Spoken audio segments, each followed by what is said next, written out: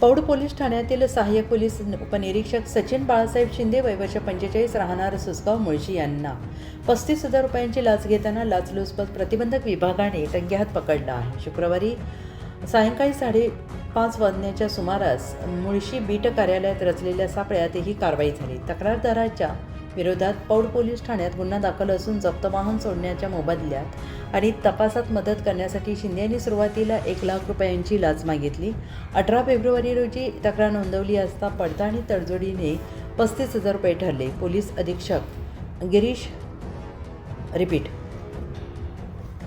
Police अधीक्षक शिरीष सरदेशपांडे आणि upper police अधीक्षक अजित पाटील यांच्या मार्गदर्शनाखाली ही कारवाई उपअधीक्षक प्रशांत चौगुले यांच्या पथकाने केली आहे। शिंदे यांच्यावर भ्रष्टाचार प्रतिबंधक कायदा 1988च्या कलम 7 अंतर्गत गुन्हा दाखल करण्यात आलेला असून पुढील तपास सुरू आहे।